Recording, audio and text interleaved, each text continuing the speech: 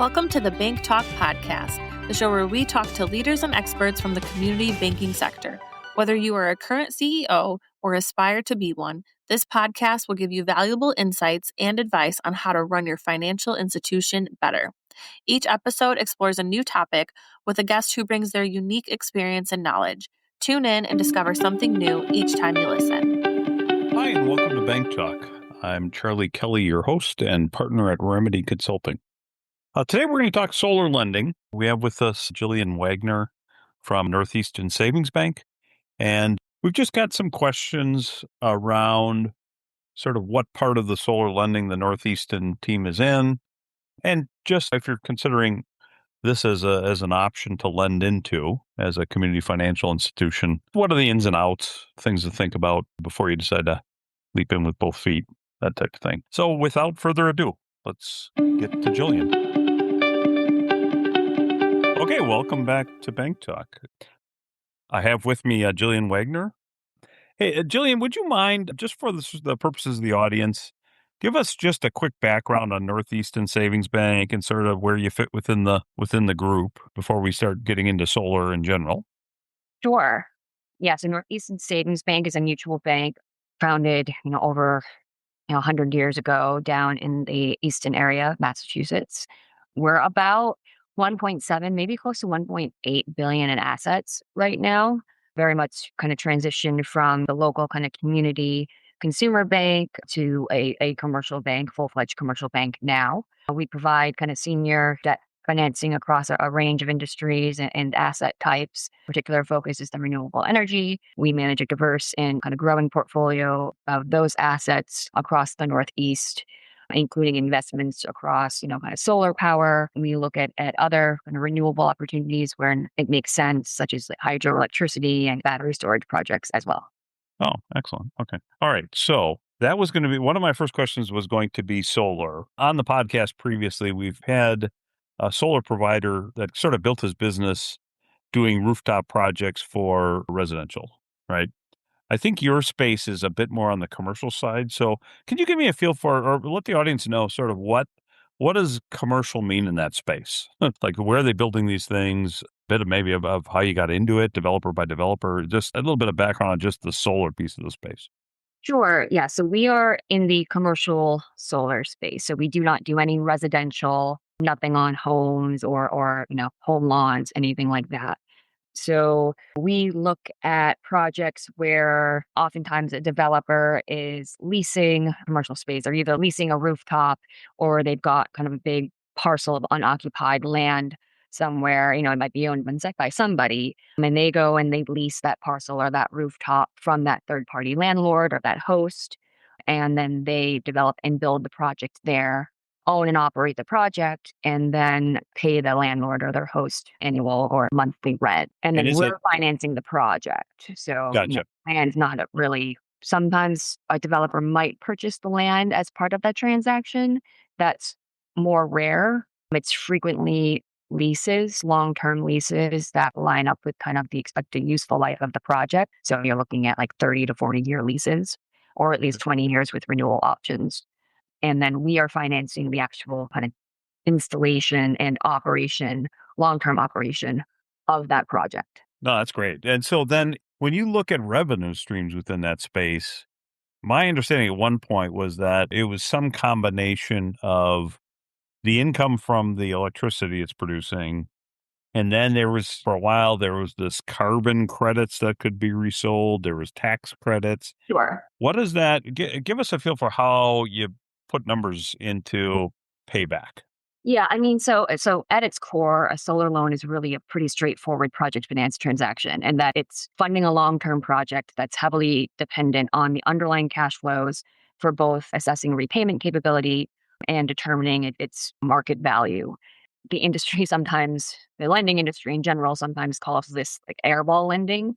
I do not agree with that when it comes to solar, because the cash flow on these deals or the revenue is often contractual, in that the energy produced is being purchased by what's called an off-taker, your energy off-taker or purchaser, for a long-term period.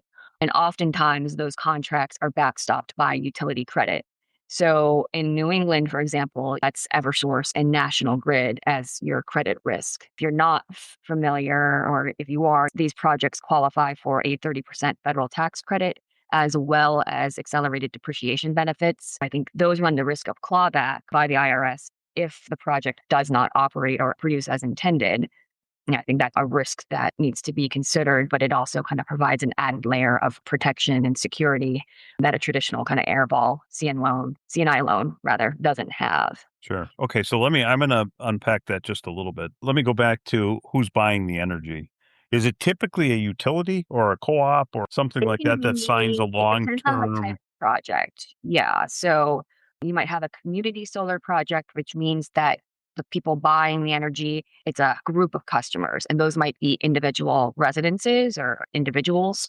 They could be small businesses, small CNI companies. On other deals, you might have just one power purchase agreement with one off-taker, somebody who wants to reduce their energy bill, say it's like a big data center, something like that, something that uses a lot of energy and that could use the savings. So they might be the contractual party on the other side buying the energy. Oh, interesting. Okay. That's You might cool. Yeah. also have kind of what's known as kind of a feed-in tariff structure, which in that case is really the utility. So the utility agrees to purchase the energy from a project for a fixed rate for a long-term period. Gotcha. Okay. And I think that is, keep me honest, but I think that's a state regulation as far as who's allowed to purchase the energy. Because I know here in Wisconsin, it's really tied down to only the utility can be the buyer. Right? It's a very weird law. Right? Yes. In Yeah. your case, So it seems like if you'd put a solar farm up next to a data center, you could come up with an arrangement where you either run it right into their usage port or and therefore rent it to them, right? Or come up with some other kind of an arrangement that they can use that energy and therefore not pay the utility. Is that my understanding? In Massachusetts, it seems like it's a little more flexible as far as who could be the potential buyer and therefore might yes, make I it a mean the little more state. competitive for who might bid on the energy produced. Yes, like the states that we lend in, so all of New England and New York and New Jersey, their state level kind of policies and regulations are very solar friendly, which is why we're in those markets. And yeah, there is more flexibility in terms of kind of who can buy the energy. It's rare that they'll put limitations on it. It will depend on the project type. Again, if it's a type of project where you have that more feed-in tariff structure, that's what you opt for, then you're selling to the utility. But many states have the states that we're in have several options for commercial developers. And it's a business decision for them, kind of what makes sense for the deal and what pencils the best for them to decide. So you can determine the cash flow roughly because there's a purchase agreement for that energy. You can determine how to roll forward the depreciation. You can figure in the federal tax credit, how it can be used or resold. Or as you're penciling these things in, how do you determine the output? Because it's solar. You don't know if it's going to be gray one day. Is that just historical? Like, Yeah, so I mean, we're bankers. We love third party validation, right? That's why we have appraisers and engineers and everything. So we engage with them to kind of come in and tell us, do these project assumptions make sense on solar? That includes obviously the production and like the solar irradiance, as well as the contracted revenues and the electricity rate assumptions. So we work with kind of qualified independent engineers that review the project, they diligence it, they look at historical weather patterns, they look at historical like, shading, and they produce what's called like an energy yield assessment that gives a 40-year outlook of what the project is going to produce under several scenarios. You're a statistics buff, and yeah. they Sure. So you get all a that. low and a high, I'm Yeah, assuming, right? Low range, high range kind of thing. yeah, yeah. And then you just plug those in, and if you can get the thing to vet, then you feel pretty good about the project. Yeah. So I mean, yeah. So you look at that, you look at top line, obviously the revenue. So what's the energy price? What's the production once it's up and running? And then expense side. These projects, one of the benefits I think of solar, one of the reasons why these are such lucrative investment or sought after ones is because on a long-term basis, kind of the cost of operating is pretty low compared to a lot of other long-term assets. That makes a ton of Yeah, sense. Yeah, yeah. because But you you need to probably consider the clean the expense. panels, right, or Mhm. whatever. It's not like you're fixing toilets. Right. right? Yeah. You're Yeah, you you don't got wanna to, be, like, obviously, we don't wanna be cavalier about it. "Oh, and that has to be done. You have to take care of the panels. You have to mow, all this stuff." But if you do that, that's a relatively low list. We'll be right back. Ever feel like your tech budget's running the show instead of supporting it? You're not alone. Between bloated vendor contracts and outdated systems, a lot of banks are stuck paying more for less. And here's the kicker. Those big tech vendors, their contracts are built to protect them, not you. So if you're hesitating to make bold moves because of tech costs, it's time to flip the script. That's where Remedy Consulting comes in. We help banks take back control, cutting through the fine print, optimizing spend, and finding tech solutions that actually fuel growth. And we're offering a free review of your tech stack, spending, and vendor contracts. No pressure, no sales pitch, just expert insight to help you make smarter decisions. Even if we're not the right fit, you'll walk away with clarity and confidence. So go to remedyconsult.net or call 206-295-5776. Let's make your tech work for you, not against you. Thanks for listening to the BankTalk podcast. and what is the life cycle of the project typically? As you finance them, I would assume those panels don't last forever. So if you put up 1,000 panels in a field, right? I'm assuming that there must be some life term to them. And is part of maintenance you've got to replace panels as they go along, or is there sort Yeah, of a that's certainly start and low. stop? Mhm. As they Certainly low become in terms of replacing modules and inverters as needed, kind of day-to-day repairs. Also, as part of what an independent engineer will do on behalf of the bank is they determine kind of the output of the life or the lifelong output of the asset. And they assume kind of the annual degradation of those panels and annual degradation of the output. And those are incorporated in kind of the overall production figures. The kind of going life cycle or the kind of going term for these projects is like 35 to 40 years. Now, by the end of 40 years, it might only be producing at 60, 70%. Yeah. That also assumes like no replacement of panels and Yeah, understood. Yeah, so they'll degrade over time, and then you figure out whether the fees. Hopefully, by the time loans paid off and everybody's moving in the right direction. yeah, I mean, we're not, and I think for any kind of credit minded person, we're not in the deals for nearly that long. We're in for maybe 5 to 10 years. Sure. So you have a typical sort of balloon loan position on each of these, and you decide whether or not you stay or go each 5 years. Yeah. So our tenor will typically be anywhere from 5 to 10. Our repayment, our amortization might be up to 2025, depending on the underlying contractual revenue sources. I would assume with the depreciation escalation and the tax credit that is being applied, I would assume that you end up with some equity for that developer, right? That makes these things even more Yeah. palatable. So a lot of these projects, most of the time, a developer, more often than not, they don't have the tax appetite or the liability to use the tax credits. So they monetize them by selling them to a third party or selling them into the market. And third party investor, tax equity investor will come in, purchase those tax credits or agree to purchase them. They fund their equity at once the project is up and running. And at that point, that's kind of equity, third party equity. But that's equity that can pay back or pay down the long term debt lender's initial kind of capital outlays.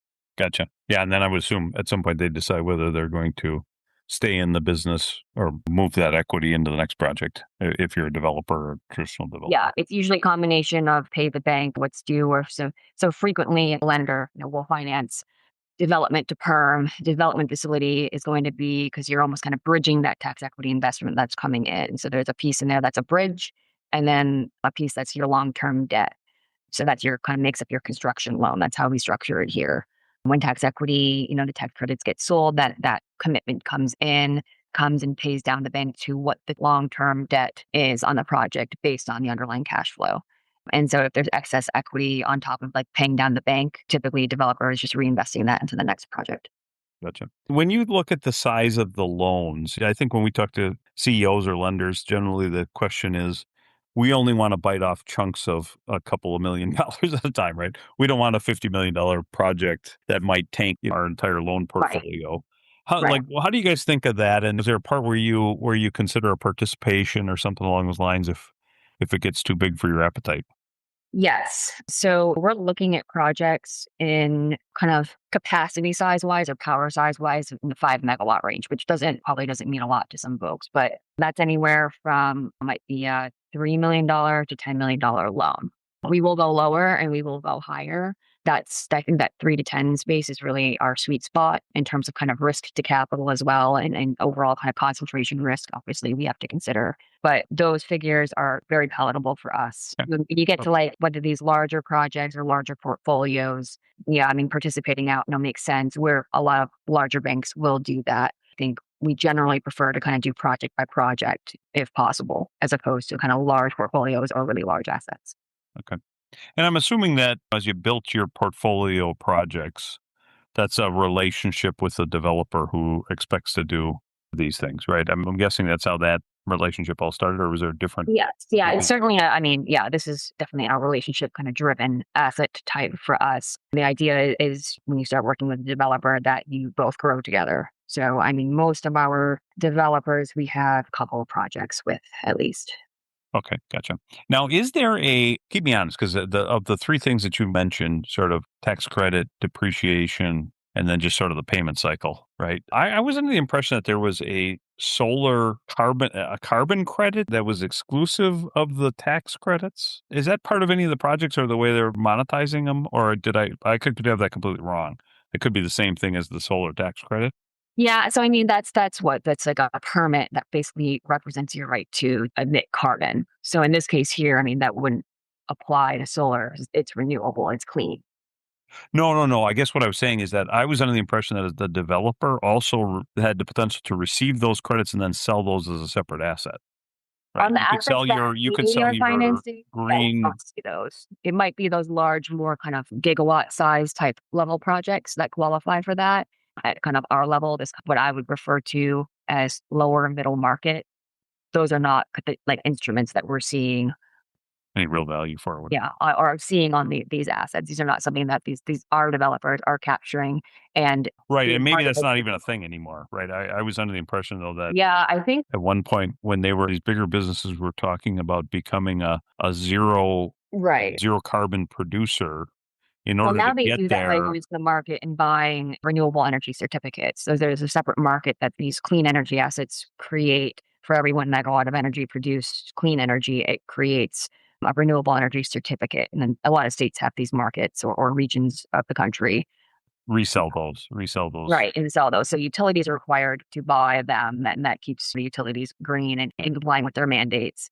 But also, RECs are tradable on just kind of private or open markets as well. So corporations can go and buy these as part of kind of meeting their green or zero carbon goals. Right. Gotcha. Okay. And then one of the other questions I want to ask you is let's talk about project risk and how do you guys think of project risk? And I think you already kind of talked about diversifying the portfolio by size and all that. But what other risks are in this market? Yeah, I mean, I think really the key risk in solar is like the early stage development hurdles.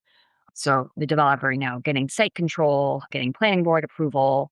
Do they have their interconnection agreement from the utility? How are they getting equipment? And is there potential supply chain or tariff concerns with that? Before a long-term debt lender is in, the project, needs to have these items in hand or needs to have these sorted out already. That's known as kind of what's the notice to proceed stage is they're basically ready to start mobilizing and installing. And that's when those agreements are in hand and the project has value at that time. And that's really your sponsor equity. And that's really key to kind of de-risking.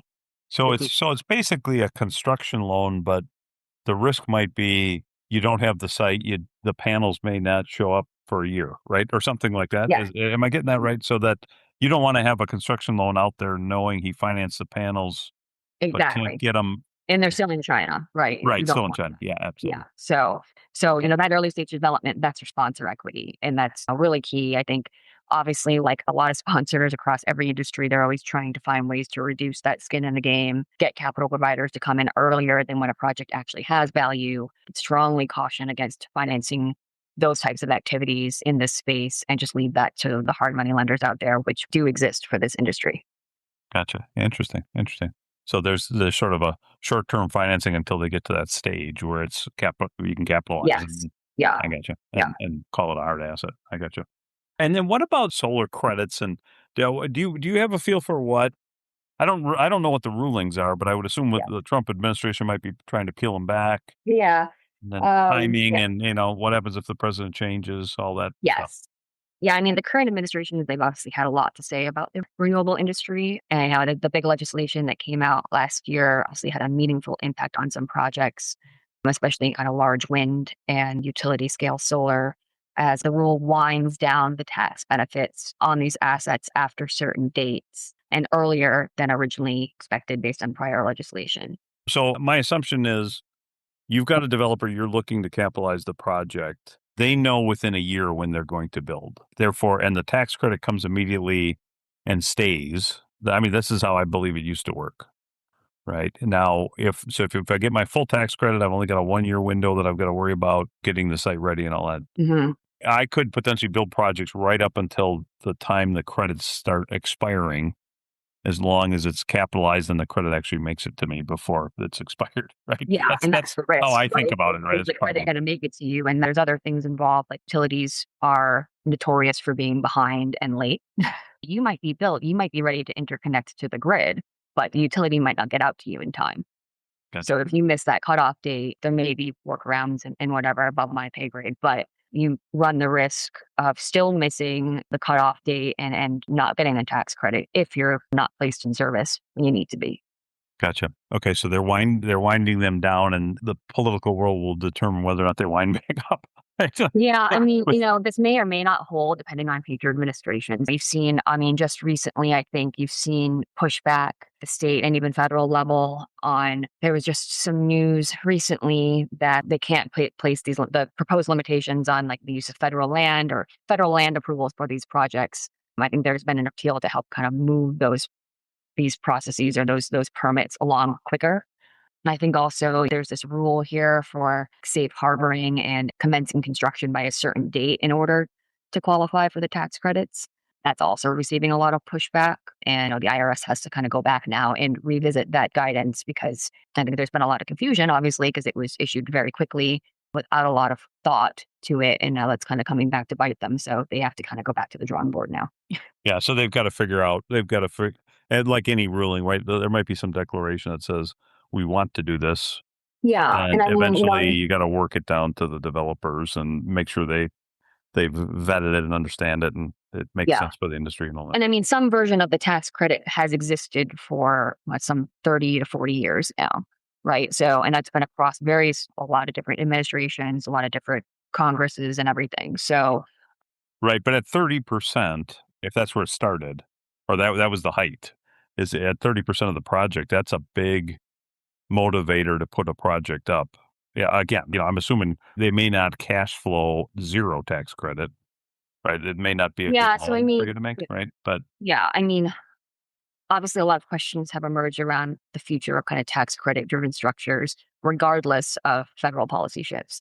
Between kind of is all the risks involved, I think there's a question of whether these projects are worth the friction and high transaction costs. I think the short answer is yes, but developers are looking at project viability in a post-tax benefit world. That's going to look more like a combination of competitive cost structure, maybe some upward mobility in the contractual revenue pricing and tapping into more kind of state level incentives. States are always kind of reviewing their renewable portfolio standards and how they're going to compensate or incentivize the development of these projects. So I think should there be a complete elimination of the tax benefits, the deals will inherently pencil differently, obviously, but that's not necessarily, I think, a bad thing. It's certainly something to be wary of and stay on top of. Gotcha. Okay. But for the most part, if you're saying that capitalization occurs when the panels arrive and the site's prepared, I would think that you could control that risk in knowing which ones have the risk of not having the tax credit in your spreadsheet, right? For lack of a better term, right? And again, also that's kind of where that third-party engineer steps in to do, because they're looking at kind of project output, but they're also looking at kind of the construction and development risk as well. They're looking at all these contracts and be sure, what's the feasibility of the project. Gotcha. In case it goes over in budget, or in this case, Yeah. I mean, like the credit to build. basic is, can they build it for what they say it costs? And will the site produce what they're saying it will? Gotcha. That's kind of, a very simplistic way of putting it. Excellent. No, perfect. Well, that's about all I had. Is there anything you think we missed that the audience may have some interest in? I think we covered a lot here in a short period of time, so I think that's great. But any other thoughts or comments that we were going to cover in our prep and I forgot to ask you? I don't think so. I mean, There's a lot of moving parts, I'll tell you that, right? Like, as I think about all the things you said here, there's a lot of moving parts, but the basic financial understanding your risk, understanding the dollars, not terribly complicated, right? yeah, not really different than any other kind of cash flow based deal. So if you're more kind of traditional C&I lending, this isn't really that far off. Well, right. And the difference between this and a commercial real estate transaction is there's no tenant to lose, right? I mean, you talk about the risk on the side of there's not a any other tenant, type of but a there is deal. that off taker, right? That energy off taker. That's almost kind of operates like your tenant here. That's your person? Yeah, you've got to vet whether they can pay you for 30 years or whatever. But assumably, if they couldn't or they would go out of business or something, then I would imagine Then you that can replace the off taker. You find somebody in that same utility area. And again, the demand is there because these are essentially they're purchasing the energy, but they're purchasing it. The reason they're purchasing it is because it's at a discount to their utility rate. Gotcha. So they're getting it cheaper and they don't have to do anything other than just pay the bill Absolutely. for cheaper. So people are like, well, what about demand? Or what if somebody doesn't want it? Well, somebody doesn't want free savings. You might not want them on your project anyways. You might not really understand how it works. Well, and honestly, maybe that's where the carbon offset credits come in. But if you're a data center and you can say, I bought all of this energy from that solar field, maybe the carbon credits are a wash because you can effectively point to the stuff that is green and non-green. Right. And this would be a direct point at a green energy source. Right. Yeah. So I mean, maybe you're already, 100% green here. So, absolutely. Yeah. So I could see a scenario where maybe there's a little less demand for the green energy from various sources, but in general, there's always demand for energy. So absolutely. Yeah. In general, I think the renewable solar and renewable has and will continue to kind of have to adapt despite policy and timing uncertainty and all that. But if anything, the current geopolitical situation just further reinforces the importance of energy diversity. Should, where feasible, hopefully prioritize the cleanest sources out there. And that certainly solar has proven to be cost competitive and one of our cleanest resources we could possibly use. yeah, excellent. Well, thank you so much, Jillian. This has been great. I think I got everything answered I wanted to, and like I said, covered a lot of topics, but it's been extremely informational. So thank you for pulling this together for us. Great. Yeah. Thank you for having me. All right. Take care. Okay. Well, that's all for Bank Talk today. Have a good day and keep on learning. Thank you for listening to the Bank Talk podcast brought to you by Remedy Consulting. If you like what you hear, please rate, review, and share our work with others. Thanks again, and we'll see you next time.